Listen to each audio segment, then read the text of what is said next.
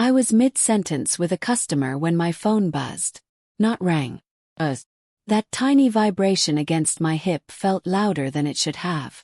Like it knew something I didn't. Or maybe, like it knew something I'd been pretending not to. I didn't look right away. I finished talking about fabric quality. Folded the blouse carefully. Slid it into the bag with our store's logo printed neatly on the side. Only then did I glance down. No, hey. No, we need to talk. Just this. I'm done. I'm leaving. I'm moving to Los Angeles with my girlfriend. She's 22. I emptied the account. Don't freak out. There was ale at the end. That part stays with me. The laugh. I didn't drop the bag. Didn't gasp. Didn't cry. My voice stayed steady as I handed the customer her purchase. Have a great afternoon, I said, like my entire life hadn't just been casually erased in 4 lines of text. When the door closed behind her, I locked it. Slowly. Then I read the message again. My husband. 13 years together. Reduced to a text message sent between meetings, apparently. I leaned against the counter and felt this strange pressure behind my eyes. Not tears. Something heavier. Something quieter. Like my body was waiting to see whether I'd collapse. Or stand.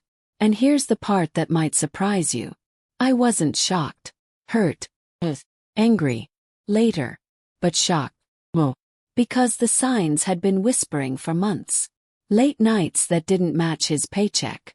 Sudden gym obsessions. New clothes. A phone that never left his hand and somehow always needed a new password. 3 months earlier, I'd found a restaurant receipt. Dinner for 2. Reservation only. Expensive. On a night he told me he was working late. That night, I didn't confront him. I opened a separate bank account. Quietly. In my own name. A week later, when he suggested combining our finances like real partners do, I agreed. Played along. I moved just enough money to look convincing. The rest stayed where it belonged. My phone buzzed again. Don't bother trying to talk me out of it. We leave tomorrow. I'll grab my stuff later. Then her name. The girl from his office. The one who laughed at everything he said. The one young enough to believe attention meant love. I stared at the screen longer this time.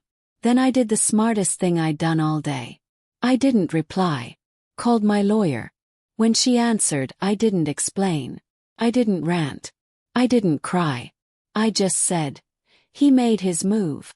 She exhaled. Then we're ready. I hung up, turned off the lights in my boutique, and stepped into the quiet evening. Somewhere he probably thought I was breaking.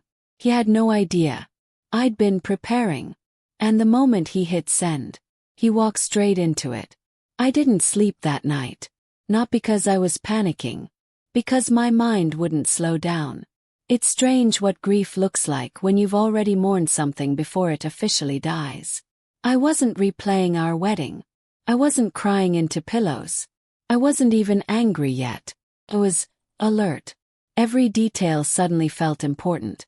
Every memory, every odd moment from the last year lined up like pieces of a puzzle I'd been pretending not to finish. I walked through the house quietly, barefoot, flipping on lights one by one. The living room. The kitchen. The hallway. My house. I'd inherited it years ago from my grandmother. Kept it in my name. Not because I didn't trust him. At least that's what I told myself. But because something in me insisted on it. He joked about it more than once. Said marriage meant everything shared. I remember smiling back then. Saying, of course. Funny how instincts whisper long before proof shows up. Around midnight my phone lit up again. New message. I know this is hard for you. You're not exactly young anymore. But you'll be fine. You have your little shop to keep you busy. I read it twice. Then a third time. That wasn't guilt talking. That wasn't regret. That was cruelty. The kind that needs to feel superior to justify itself. I imagined him somewhere warm, smug, convinced he'd won. Convinced I was at home unraveling, begging, spiraling. Instead, I poured myself a glass of wine and opened my laptop. I started a folder. Screenshots. Every strange charge. Every suspicious expense. Every text that suddenly read very differently in the light of what I now knew. When your heart breaks, your memory sharpens. And mine was razor-focused. Another buzz. I've been planning this for months. She understands me in ways you never did. My family agrees we grew apart. Nobody's the villain here. I almost laughed. Almost. Because villains don't usually announce themselves like that. They slip. They brag. They assume no one's paying attention. I saved the message. Then I forwarded it to my lawyer. She replied within minutes. Good. Let him keep talking. The next morning I woke up to chaos. Missed calls. Angry text. What did you do to the credit card? Our tickets got declined. The hotel cancelled our reservation. I imagined him at the airport, confused, embarrassed, scrambling. And for the first time since the text, I felt something close to satisfaction. But not victory. Not yet. I silenced my phone and went to work. Because that's the thing people like him never understand. Life doesn't stop just because someone tries to blow yours up. Customers came in. New inventory arrived. The register rang. The world kept moving, even if he thought it revolved around him. Around noon, his mother called. Her voice was tight, controlled. He told us everything, she said. About how cold you've been. How controlling. How you pushed him away. He says you're being vindictive now, ruining his travel plans. I put her on speaker and kept arranging a display. Did he mention emptying our joint account? I asked calmly. Or charging flights and hotels for him and his girlfriend on our credit card? Silence. Heavy. Uncomfortable. I have the texts, I added gently. Would you like me to read them to you? She hesitated. Then quieter. He did sound cruel. I ended the call politely. My lawyer had advised minimal contact. By the afternoon, the rumors were already spreading. Friends texting. Whispers moving faster than truth ever does. And somewhere I knew he was starting to realize something was wrong.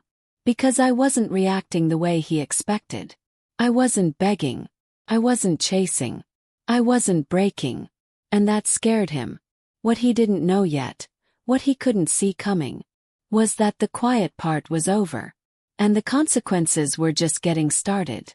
By the third day he stopped pretending everything was fine. That's when the messages changed. No more smug confidence. No more fake empathy. Now it was panic. Thinly veiled, poorly disguised. What are you trying to do? Answer me. You're being ridiculous. I didn't reply.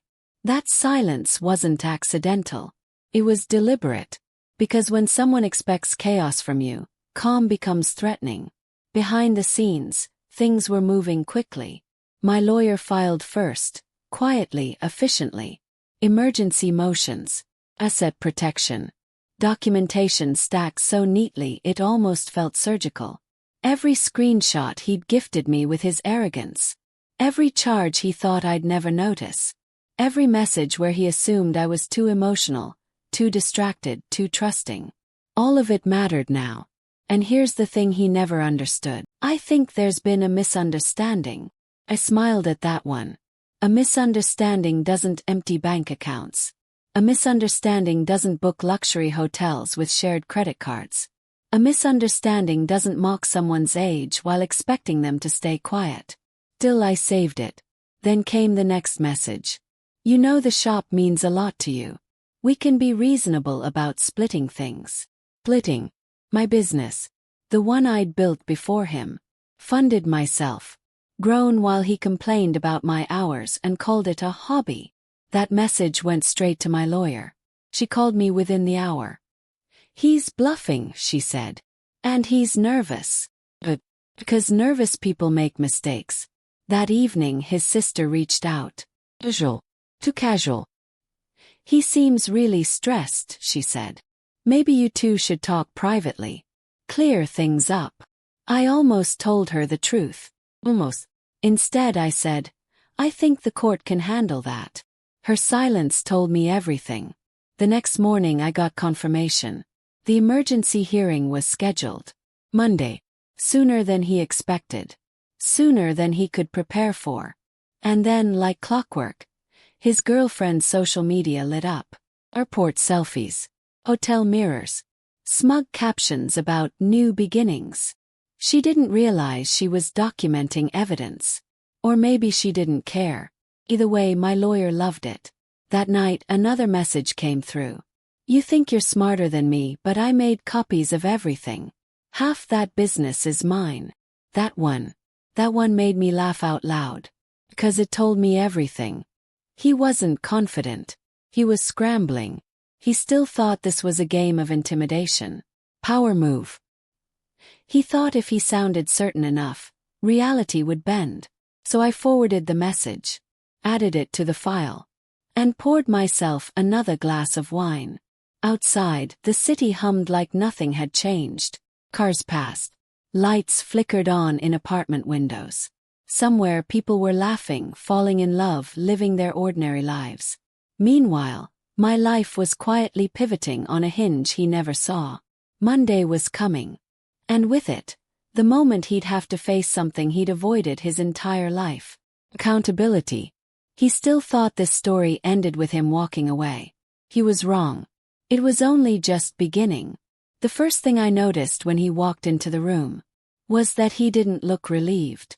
He looked confused. Like someone who expected applause and walked into silence instead. I was already seated when he arrived.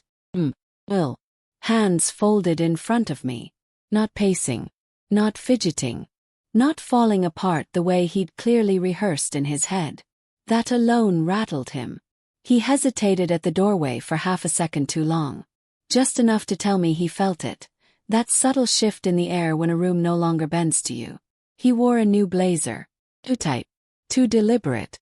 The kind of outfit men choose when they're trying to convince the world, and themselves, that they're still winning. He didn't look at me at first. Then he did. And for the briefest moment, his expression flickered. Surprise. Because I wasn't angry. I wasn't broken. I wasn't begging. I nodded politely, like we were strangers sharing an elevator. That's when his jaw tightened. The hearing started. My lawyer spoke first. Precise. Methodical. She laid it all out. The emptied account. The admitted credit card use. The text messages he'd so generously provided. Each sentence landed like a weight added to a scale he didn't realize was already tipping. He shifted in his chair. His lawyer cleared his throat more than once. Then it was their turn. We admit there were some impulsive decisions, his attorney said carefully. But my client believes his wife's actions have been vindictive and calculated. Calculated. That word hung there. My lawyer didn't rush her response. She smiled slightly. You mean prudent, she said. My client protected her separate assets and maintained detailed records. That isn't vindictive. That's responsible. I watched him then. Really watched him. Because this was the moment he started to understand something was wrong. The judge reviewed the documents. Slowly. Thoroughly. The house deed. The business registration. The financial separation he'd mocked for years. Then the judge looked directly at him. You admitted via text to intentionally emptying a joint account and using shared credit cards to fund a trip with someone outside the marriage, she said evenly. Do you deny this? He opened his mouth, closed it. I was just trying to make a clean break, he finally said. The judge raised an eyebrow. By committing financial fraud. Silence. Heavy. Inescapable. His lawyer tried again. Something about the business growing during the marriage. Something about entitlement. Something about fairness. My lawyer interrupted. The business was established prior. All finances were kept separate. We have documentation for every dollar invested and earned. I felt it then. A shift. The moment the story he'd told himself began to collapse. This wasn't about emotions anymore. This was about facts. And facts don't care who you thought you were. The judge leaned back in her chair. There is sufficient evidence of financial misconduct, she said. All shared assets are frozen effective immediately. Mr. is ordered to return the withdrawn funds within 24 hours. He jolted upright. That money's gone, he protested. We already spent. Then I suggest you find a way to replace it, she cut in. His face drained of color. Because for the first time it wasn't me holding the power. It was the truth. As we stood to leave, I heard him whisper something behind me. Panic. Disbelief. Maybe regret. I didn't turn around. My heels echoed across the marble floor as I walked out, steady and unhurried. Behind me, I knew his world was cracking. Ahead of me, I was just getting started. The first voicemail came before I even reached my car. I didn't listen to it right away. I already knew who it was from. Then the second one came. And the third. By the time I got home, my phone felt heavier in my hand. Not because of its weight, but because of what it carried now. Voices, opinions, fear disguised as concern. I set my keys down, kicked off my shoes, and finally pressed play. How could you do this to him? His mother demanded. He's humiliated. Everyone knows. This didn't have to get ugly. I didn't return the call. Because this wasn't ugly. This was honest. By evening the messages shifted tone. His sister, cousin, old mutual friends who hadn't checked in for years suddenly wanted to understand both sides. Funny how quickly neutrality shows up when consequences arrive. One message stood out. He says you planned this. That you were waiting for an excuse. I stared at that line for a long time. Planned this. Well, I planned to protect myself. There's a difference. But people who benefit from your silence never recognize it. Meanwhile, he was unraveling. I didn't need updates. They came to me anyway. Through whispers. Through screenshots. Through people who suddenly felt the need to explain why they believed him at first. He was furious. Not at himself. Me. Because the control. That word again. I forwarded every message to my lawyer. She replied with one sentence. Let him keep talking. The next morning, I found out he'd tried something desperate. He'd gone back to the boutique. My boutique. Questions. Requested records. Claimed he was checking in as a partner. My staff didn't even hesitate. They called me immediately. I could hear it in their voices. Confusion mixed with disbelief. I told them exactly what to say. Nothing. Let the paperwork speak. That afternoon his girlfriend posted again. A long caption this time. Something about toxic women and jealous exes. Something about starting fresh and cutting negativity out of your life. She didn't tag me. She didn't need to. People filled in the blanks for her. The comments were brutal. I didn't feel satisfaction reading them. I felt confirmation.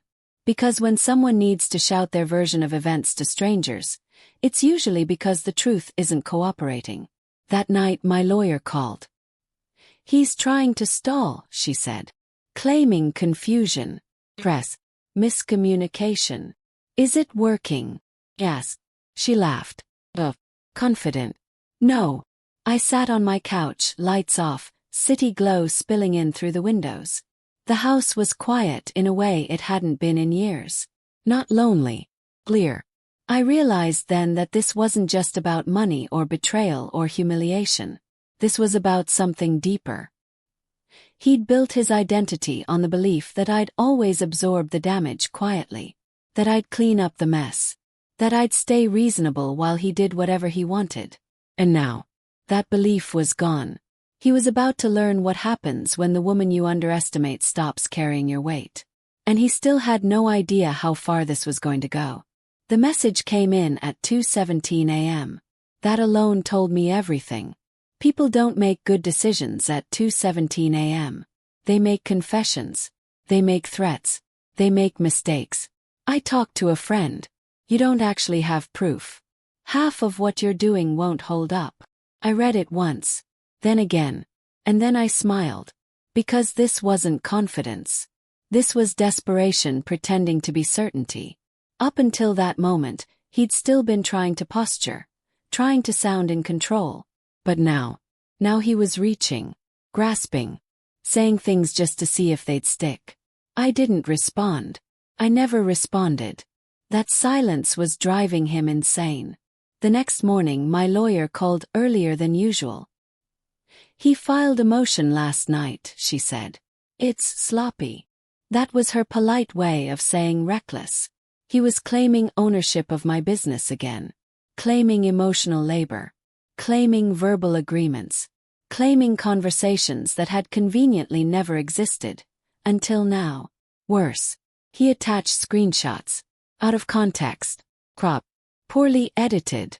He thought he was being clever. What he didn't realize was that he'd just handed us something we didn't have before. Intent. Clear. Written. Undeniable intent. By trying to intimidate me, he'd documented his own strategy. My lawyer was almost impressed. "He's accusing you of hiding assets," she said, while admitting he tried to access your business records after the freeze. I let that sink in. He wasn't just panicking anymore. He was unraveling. That afternoon I got another call. This one from someone I didn't expect. His girlfriend. I let it go to voicemail. Her message was breathless. Defensive. "I don't know what he told you, but this isn't what it looks like. He said everything was handled. He said you agreed. He said you were fine." Fine. I replayed that word twice. Because that's how he'd always described me when I didn't react the way he wanted. Fine meant silent. Fine meant compliant. Fine meant useful. I forwarded the voicemail to my lawyer. She didn't even need to comment. The pattern was obvious now. To everyone but him. Later that day, I found out he'd gone one step further. He'd contacted my accountant. Tried to verify discrepancies. Tried to imply wrongdoing. That move. That was the line. Because professionals don't appreciate being dragged into personal messes. And they especially don't appreciate being lied to. My accountant called me personally. Professional. Concerned. "I've documented the call," he said. "And I'd advise your attorney to request the recording." When I hung up, my hands finally shook. Just a little. Not from fear. From adrenaline. Because this was it. This was the moment where his panic crossed into proof. That night, I sat at my kitchen table surrounded by paperwork. Organized, labeled, undeniable. I realized something then. He didn't lose control because I took it from him. He lost control because he never actually had it. He'd mistaken access for ownership. Comfort for power. My patience for weakness. And now, with every impulsive move, he was tightening the net around himself. He still thought this was about winning. He still thought he could scare me into backing down. What he didn't understand was that his next move wouldn't hurt me. It would finish him. The first headline wasn't dramatic. That's what made it terrifying for him. No names. No scandal language. Just facts. Local business owner secures emergency asset protection in financial misconduct case. I saw it early that morning, scrolling with my coffee still untouched. My name wasn't there, but anyone who mattered recognized the outline immediately. And I knew, before my phone even buzzed, that he'd seen it too. Because men like him don't fear judgment. They fear exposure. By noon, the whispers were everywhere. His workplace. His family. His social circle. The version of events he'd been feeding people for weeks was unraveling. Not because I corrected it, but because it couldn't survive contact with reality. His girlfriend deleted 3 posts that afternoon. Then all of them. Her profile went private. That told me more than any apology ever could. I heard through a mutual friend that his company's HR department had called him in. Not about the divorce, but about professional boundaries. About the relationship he'd bragged about like a trophy. Apparently, dating someone half your age feels different when it's documented. That evening my lawyer called again. "They want a follow-up hearing," she said. His filings triggered it. Closed my eyes. Not in exhaustion. In disbelief. He'd done this to himself. He was so convinced the system would protect him, so certain that confidence alone counted as credibility, that he'd dragged every hidden detail into the light. And now the light was staying on. His mother called that night. Not angry this time. Tired. I saw the article, she said quietly. Is it true? I didn't embellish. I didn't defend myself. I just said, yes. She exhaled like someone finally setting down a heavy bag. He told us you were exaggerating. That you were trying to punish him. I didn't punish him, I said gently. I responded. There was a long pause. Then softer. I don't recognize the man he's become. I almost said neither do I. But the truth was I did. I just stopped making excuses for him. Over the next few days the boutique changed. Customers lingered longer. Conversations shifted. Women shared pieces of their own stories quietly, like confessions passed hand to hand. And it didn't take long to find out why. My lawyer called Friday afternoon. Her voice measured but unmistakably satisfied. He's losing support, she said. Financially, socially, professionally. Then she added, and he's about to try one last thing. I leaned against the counter, heart steady, mind clear. What? Asked. He paused. He's going to play the victim. Fully. Publicly. Closed my eyes. 'Cause I knew exactly what that meant. And I also knew something else. Victims need sympathy. But he'd already spent all of his. He cried. Not privately. Not quietly. Not with dignity. He cried where people could see him. That's how I knew this was his final move. A mutual friend sent me the video first. I didn't ask for it. It arrived anyway, like everything else he tried to control. There he was, sitting at a bar patio. Phone propped up just right, voice breaking on cue. I gave everything to that marriage, he said. Everything. And now I'm being punished for moving on. Punished. That word again. He talked about stress. About pressure. About feeling trapped. He talked about how lonely he'd felt, how misunderstood, how sudden all of this was. What he didn't talk about. The money. The texts. The credit cards. The admissions. He framed himself as a man blindsided by a vindictive woman who couldn't accept being left. And for a few hours, maybe even a day, it worked. Sympathetic comments rolled in. Old friends chimed in. People who only knew the surface nodded along. I didn't respond. I didn't correct the record. I didn't need to. Because truth doesn't rush. Wait.